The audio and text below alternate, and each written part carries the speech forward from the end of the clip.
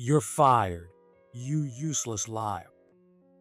With that, David, my manager, ended the call with a mocking tone. Staring blankly, I put away my phone and held my head in my hands. I had to explain to the train conductor about the accident that had just happened at the crossing, but my mind couldn't focus. When I glanced up, I saw the girl I had rescued watching me with a worried expression. As I tried to place her familiar face, I realized it was Amelia. I couldn't believe it. The girl whose life I had saved was someone I knew. Several sleek black luxury cars pulled up, and from the back seat of the lead car, a familiar man stepped out. Hearing about the accident that nearly occurred here, Henry looked shocked. Mark, thank you for saving my granddaughter. I just acted without thinking in the moment. This encounter with Henry marked the beginning of my revenge against David. My name is Mark Hayes. I'm a 40-year-old guy whose hobby is working out. It's not that I was particularly interested in fitness or exercise. I just didn't have any other hobbies and decided to start going to the gym for my health. At first, I quietly ran on the treadmill or swam in the pool. But as I got to know more people at the gym, my motivation for building my body grew. Among those I frequently see, the one I meet the most is Henry. Henry is 60 years old, but he looks young enough to be about 50. Good morning. Another good workout today, Mark. Maybe because his warm demeanor and voice remind me a bit of my grandfather, I feel relieved whenever he greets me. But Henry apparently has no athletic ability to speak of. He frequently trips or stumbles over nothing at all. It seems that back when he was around 50, he thought it wouldn't be good to age like this and started going to the gym. While he's built up his stamina, his athletic skills haven't improved despite his efforts. Now, he's given up and comes to the gym mainly to see the many friends he's made there. Recently, his granddaughter has started coming to the gym too, so I've been happy to gain another acquaintance. Henry's granddaughter is named Amelia. She's stunningly beautiful, with a presence that draws everyone's attention, and she might even become a model someday. Thank you for always looking after my grandpa. Here, if you'd like, please take this.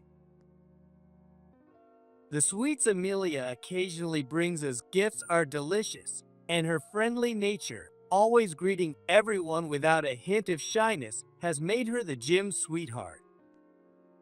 Whenever Henry or Amelia comes to the gym, their presence instantly brightens the atmosphere. The time I spend chatting casually with them is so enjoyable that I hope they continue coming to the gym. But lately, Henry's company has been struggling with a particular deal that isn't going well. He's been looking more and more downcast each day and has stopped coming to the gym as often. Henry, as it turns out, is the president of a company that deals in electronics. Since he's the person I'm closest to at the gym, even though it's not my business, I can't help but hope the issue at his company gets resolved. If there's anything I can do to help, just let me know. I can at least lend an ear if you need to vent. I'd said this to him before, but he hasn't taken me up on the offer, which frustrates me. Is there any way I can lend him a hand? In early October, Halloween decorations began appearing all over town. Whenever I saw decorations that seemed like something Amelia, with her love of cute things, would enjoy, I took a photo or two on my way to work. That day, I found another unique decoration and stopped to take a picture. Oops, I shouldn't get too caught up in this. Realizing I'd been lost in taking photos, I snapped back to reality and checked my watch. I was running much later than usual to work. Panicking, I stuffed my phone into the chest pocket of my suit and hurried off to the office. I work for a company that deals in electronics. It's not a big name, but in areas farther from the city center, it's fairly well known. I work in the sales department, but something upsetting happened recently. I was taken off a $20 million deal I had been working on for some time. The reason was the harassment of my manager, David. In his 60s, David looks at least 10 years older than he is. His body is rounded, which is a key feature. He must not exercise much, as he's always out of breath after even a short walk. When I arrived at the office, I could hear David's voice. Seriously, young people these days are so spoiled. Because of them, even the other generations start acting entitled. It's just ridiculous. It seemed like he was scolding a younger male employee. The young man stood before him, slumped over. But, David, I'm really not feeling well. You said the same thing last time and went home. You just got here. Can't you tough it out a little longer? Well, but The young man, who looked pale and unwell, seemed to be struggling. If left alone, he might collapse. Unaware or uncaring of his team member's condition, David continued his lecture. Thinking the young man might be forced to work despite his condition, I stepped in between them. Now, David, he's been a diligent worker so far. Maybe he's just worn out. I think we should let him leave early. Hey, you over there, could you escort him out of the building? Speaking as calmly as possible to avoid escalating things, I handed the exhausted employee off to another worker and got him sent home. David scowled at me as if to say, "Why are you always interfering with me?" You're always disagreeing with me. David seemed about to launch into a tirade, but luckily the start of work chime rang, sparing me from further trouble. Grateful for the reprieve, I quickly settled at my desk and got to work. David is the type of person who doesn't tolerate excuses or complaints. He seems to believe that because he's been able to overcome challenges, others should be able to as well. What he doesn't seem to understand is that everyone experiences difficulties and sadness differently. This lack of understanding often leads him to impose his opinions on others, causing frequent issues. Because I often voice my opinions against him, I've become his scapegoat. In fact, David removed me from the $20 million deal I had been handling, saying, "Don't get cocky, Mark. If I want to continue in this department, it would probably be best not to defy him, but I just can't ignore him." A few days later, while working in the sales department, I noticed a female colleague looking troubled. In her 40s, she had been dealing with back pain lately and was rubbing her lower back. After carrying a stack of documents to the shredder, she looked tired and was gingerly trying to ease the strain on her back, so I spoke up. "Are you okay? If there's more, I can take over for you." I appreciate it, but if David sees, he'll get mad at me. I'll be fine. She glanced around the office, checking to see if David was nearby before continuing. Actually, just earlier, he told me, if you're not getting results, at least take care of the grunt work. So I've been doing all this stuff, but well, it's exhausting when you're not used to it, you know? Her sales performance hadn't been great the previous month, so David must have said something to her about it. Sighing heavily, she muttered, "I wish someone else would be the manager instead of him. Fortunately, it seemed her work was done for the moment, so there wasn't anything for me to help with, but scenes like this had become commonplace. Since David took over as manager, people have been pushing themselves too hard in various ways. At this rate, someone is bound to break down, or perhaps the male colleague who recently left early was already the first case. Sure, there are plenty of other workplaces with terrible conditions and overbearing bosses. Compared to those, our workplace might be slightly better, but that doesn't mean we have to stay silent. It's better to find ways to improve things than to let someone burn out and leave. Just then, David returned to the office, talking on his phone. From his tone, it was clear he was irritated. Thanks for earlier. Yeah, I made it back to the office safely. Seriously, can't they do something about that always closed crossing on my commute? And the road paving is so shoddy. It's such a rough ride. From the way he sounded, he was likely to lash out at someone again. I have to stay alert in case that happened, but this situation couldn't continue indefinitely. Maybe I should consult with a senior executive or bring it up in company counseling. There were several options, but which would be the most effective? While I was considering this, David finished his call and spoke to me. Mark, remember the deal I reassigned the other day? You take it over again. What? His unexpected words made me blurt out a dumbfounded response. What do you mean by that? Exactly what I said. The employee who took over for you fell ill and will be on extended leave. We need someone to fill the gap. It's a $20 million deal, so failure is not an option. I didn't mind taking it back, but would the client be okay with all these sudden changes? David, I don't think this is a good idea. This deal isn't something that needs to be rushed.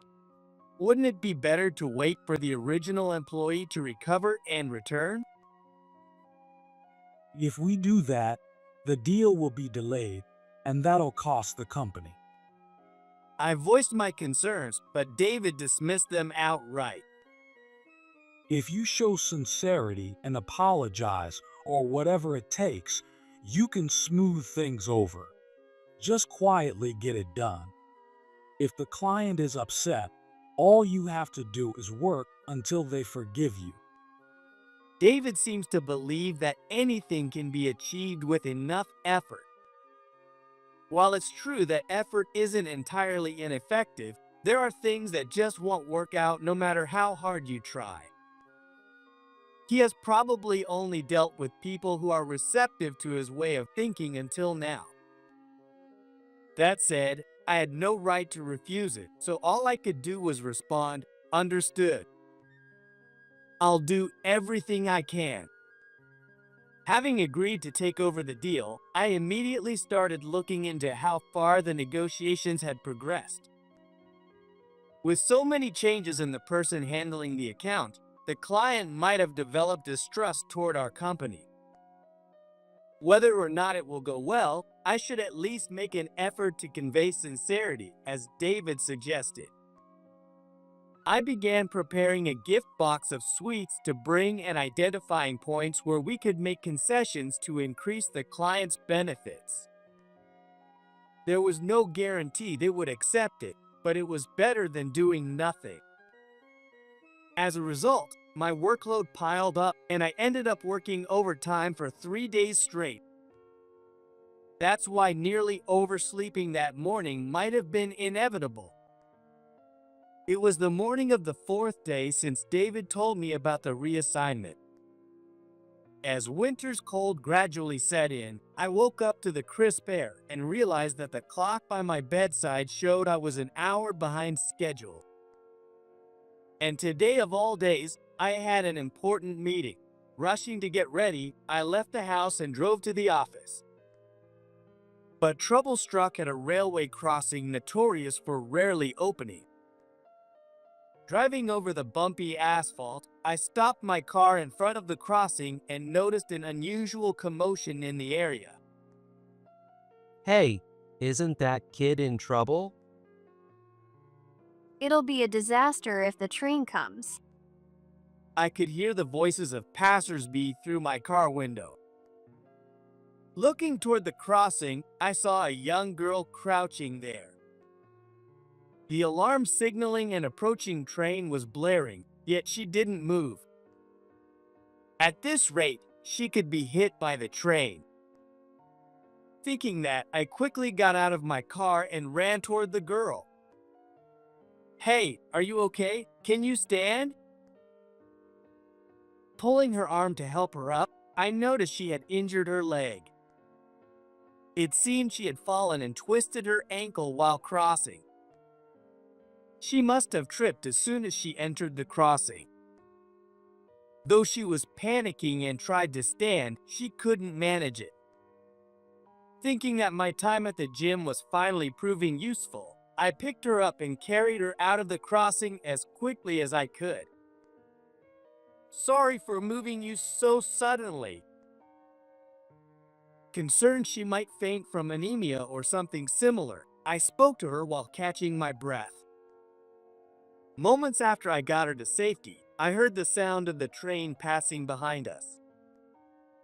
The train came to a stop several dozen meters past the crossing. Since I couldn't just leave the situation unresolved, I knew it'd have to explain what happened to the train conductor.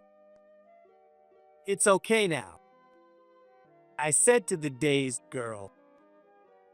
She was likely in a state of extreme shock after her close call with death. The girl couldn't clearly explain why she had ended up in such a dangerous situation near the train tracks. But I didn't want to force her to talk. Thinking she needed time to process her emotions, I shifted my focus to work. I decided to leave the still panicked girl alone for now and focus on contacting the office. Acknowledging the life-threatening situation that had just unfolded, I moved my trembling fingers to operate my phone. I called the sales department and spoke to David. "David, I'm sorry, but there was a bit of trouble." As I briefly explained the situation, I noticed the train conductor running toward us after stepping off the train. Seeing that we were safe, he looked visibly relieved. As I reflected on how lucky it was that the girl was unharmed, David's cold voice came through the phone. "I'm disappointed in you. The fact that you were at that crossing at this hour means you overslept, didn't you? If you hadn't overslept, none of this would have happened in the first place." David knew the crossing and its proximity to the company. He must have realized that if I had woken up at my usual time, I wouldn't have been there. In other words, David had figured out that I overslept. That may be true, but admittedly, he had a point. I might have made it to the office on time if I hadn't overslept. But in that case, the girl's life might not have been saved. And it was David's decision to reassign the deal that led to my late nights and, ultimately, my oversleeping. Being criticized while these facts were ignored left me frustrated. As I wrestled with my feelings, David said something unbelievable. Some reckless young person who doesn't value their life caused trouble, right? You should have just left that entitled crybaby alone. That's going too far, David. I couldn't help but snap back, and David sighed in exasperation. You said you'd do whatever it takes to make the deal succeed, didn't you? I said I will do my best. Shut up. Don't talk back. When I tried to clarify my past statement, David's sharp voice cut me off. Do you not care about this job? If we fail this deal again, the client won't work with us anymore. What happens to the company if we lose $20 million? Does that not matter to you? I never said it doesn't matter, but work is important, but abandoning someone in need to attend a business meeting doesn't feel right. The company's profits are significant, but a human life is irreplaceable. I had hoped he'd understand that much. But David, as if to show he didn't care, spat out. You're fired, you useless liar. Mocking me, David ended the call with that statement. I put my phone away and held my head in my hands. I still needed to explain the situation at the crossing to the train conductor, but my mind felt clouded. Looking up, I saw the girl I had just rescued watching me with a worried expression. I thought her face looked familiar, and then I realized she was Amelia. I couldn't believe it. The girl who had been moments away from losing her life was someone I knew. It seemed Amelia had also recognized me, and she looked equally shocked.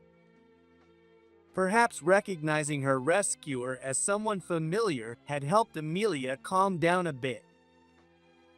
Looking directly at me, she opened her mouth to speak.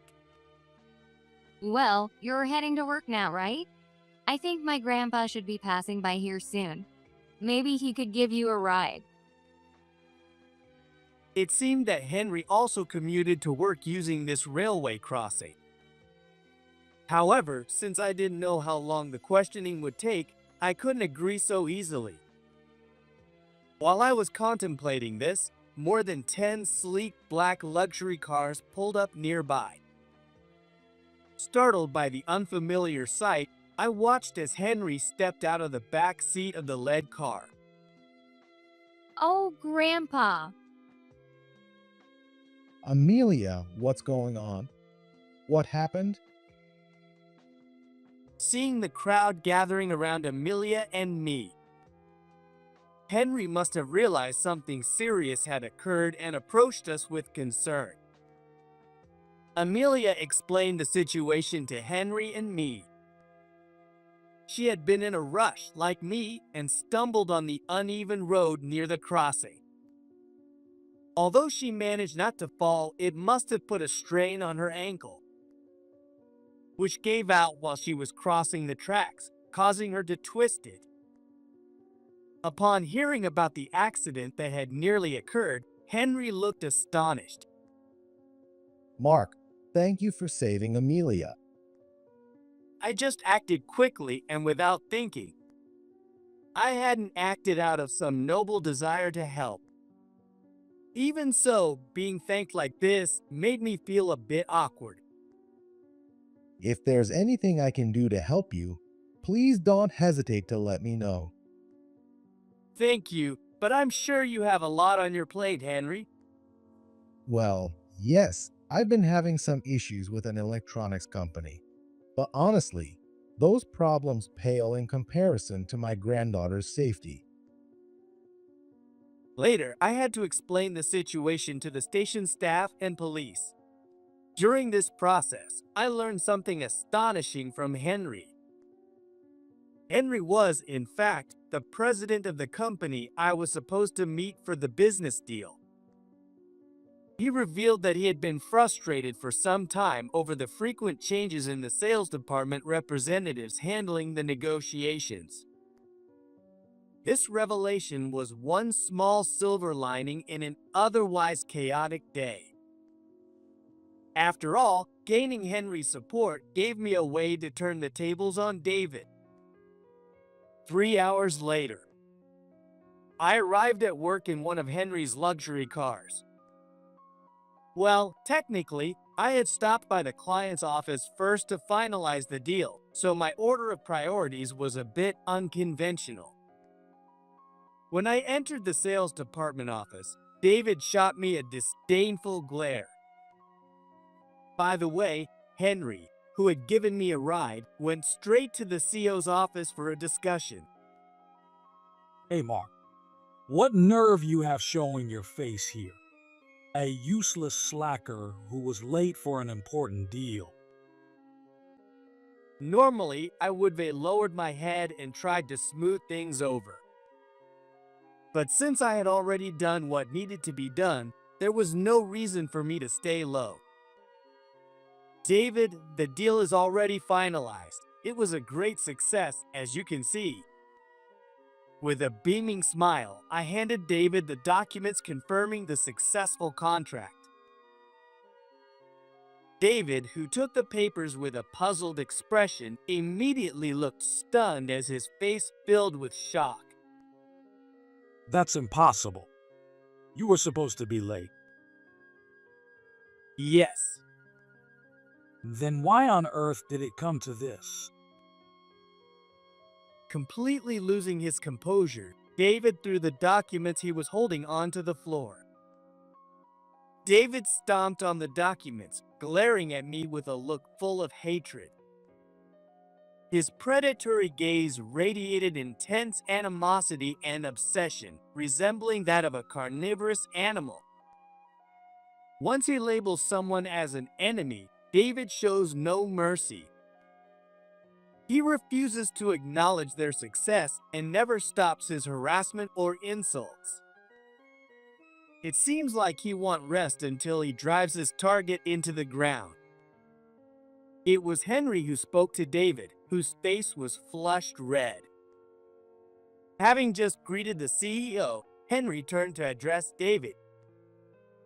Throwing important documents on the floor is hardly behavior befitting a department manager. David looked bewildered at the sudden appearance of a third party. And those in leadership shouldn't lose their composure so easily. The people working under you are always watching. Henry said in a calm tone, and he introduced himself. When Henry handed David his business card, David froze, his mouth agape as he stared at it. So, you're the one who decided to keep changing the person in charge. Thanks to you, one of our deals has been stalled, which has caused us quite a bit of trouble, David. Henry's company had initially been open to forming a contract with us, but the frequent changes in personnel had led to distrust. When they asked the new representative for details, they discovered David's unreasonable behavior. As a result, their impression of our company worsened. It seems they were even considering canceling the deal altogether if things continued like this. However, because I had saved Henry's granddaughter, they decided to continue with the negotiations. And I hear Mark is taking charge of the deal again. That's great news. He's thorough in his work, and my team says discussions progress smoothly with him. The previous representative was inexperienced and awful. Since he's a rookie, it's not his fault. But you bear significant responsibility for failing to assess his abilities properly. Henry smiled warmly and placed a hand on my shoulder. His kind expression making me feel genuinely appreciated for my efforts. But the next moment, his expression turned icy as he addressed David. Even if someone lacks ability, Mark is my granddaughter's savior. And yet, you hurled verbal abuse at him? That's unforgivable as a human being. Seeing Henry's cold demeanor, David's body trembled and he desperately glanced around, searching for someone to back him up. But no one came to his aid.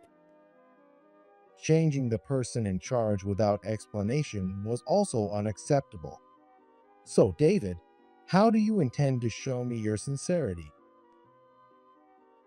David, like a broken record, repeatedly apologized. He muttered, "I'm so sorry." But it seemed Henry wasn't satisfied with mere apologies. Do you really think apologizing sincerely will be enough? You're a professional. Surely you don't believe that just putting in effort will solve everything. I didn't mean. David looked like he wanted to argue, but seemed to realize how foolish that would be. After faltering, he resumed his repeated apologies. Henry's attitude, however, remained unchanged. Perhaps realizing that this wouldn't work, David tried a different approach. I'll send Mark to deliver a gift box later. And if necessary, I'll personally visit your company as many times as needed to apologize in person. David glared at Henry as if to say, "How about this then?" He must have relied on this approach to get out of tough situations in the past. But this time, it wasn't going to work. Do you think apologizing this much means you'll be forgiven? This is business. Your feelings of regret can't cover the losses our company has suffered. Henry sighed and turned his gaze away from David. There are failures in this world that can't be undone. You've lost all trust, and I will never trust you again. Realizing there was no longer any chance for redemption, David looked completely desperate. What did I do wrong? Leaving the stunned David behind, Henry went to speak with our company's CEO. While he had initially prioritized supporting me and kept his greeting brief, it seemed he felt it necessary to have a more thorough discussion with the CEO. As soon as Henry arrived at our company, he made sure to meet with our CEO and discuss the matter in detail. I thought it wouldn't be rude for him to leave after that, but he seemed to be a conscientious and earnest person. Despite his presumably busy schedule as a company president, Henry insisted I should give a proper farewell and headed back to the CEO's office once more. After work, I stopped by the gym as usual. There, Amelia, the girl I had saved earlier that day, greeted me with a smile. Thank you so much for helping me out of that dangerous situation. Amelia thanked and handed me the gift of sweets. As usual, they were homemade cookies, but the contents were different. Today, it was a beautifully decorated cake with intricate patterns. Looking at the cake Amelia had made, I was genuinely glad I had been able to save her. If someone as hardworking and kind as Amelia had been lost, it would have devastated Henry and weighed heavily on my conscience. As I ate the cake, I shared my thoughts. This is delicious. It's good enough to sell at a bakery. Hearing my compliment, Amelia's face lit up with a radiant smile. Meanwhile, David's reputation had plummeted among the employees who had overheard his exchange with Henry. The staff began to see David in a new light. Did you hear? You weren't around, so you probably don't know, but David got scolded by the CEO of one of our clients' companies. He used to be intimidating, but seeing him get chewed out makes him seem like no big deal. Really? I've always been careful not to upset him, but maybe David's not as scary as we thought. These comments came from employees who had been berated by David for not trying hard enough and subjected to his harassment. However, those employees stopped listening to David and refused to work excessively long hours. As a result, they were able to take adequate breaks, which seemed to improve their work efficiency. Their performance steadily improved, and David found himself losing credibility. The employees David had insulted and dismissed as not hardworking enough were simply trying to work efficiently and focus on results. By ignoring David's words and adopting methods that suited their work style, these employees grew and started achieving impressive results. The sales team began to discuss openly. David's advice isn't worth listening to. Totally. The employees who are always overworked and exhausted never seem to get good results, and their sales numbers are terrible. Eventually, David found himself alienated and chose to resign voluntarily. He left our company. Afterward, he tried various part-time jobs, but none of them worked out for him. Why is it that, even though I'm working as hard as always, no one recognizes me? Apparently, David would complain like this every day. Even so, someone seemed willing to extend a helping hand to him. That someone was Amelia's mother. As it turns out, Amelia's mother, who had been working as a model, was involved in filming a project. A stunning woman who closely resembled Amelia, she had appeared in numerous movies and TV shows. The major company she was affiliated with needed a large number of extras for the project and began hiring part-timers. David, thrilled to be hired by such a prestigious company, was eager to do well but ended up struggling there. At one point, when Amelia's mother, who isn't very athletic, fell down a flight of stairs, she collided with David at full force. Unfortunately, David was badly injured due to the impact. Though the company compensated him with settlement money and covered his medical expenses, he's now bedridden and unable to move. Meanwhile, I successfully finalized the deal with Henry's company and secured the contract.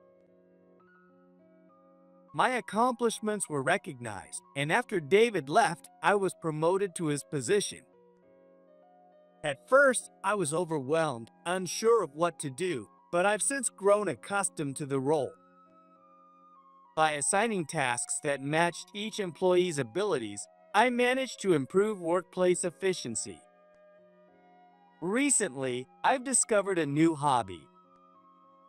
It's baking. The cake Amelia gave me was so delicious that I became curious about trying to bake myself. Alright, this is perfectly baked.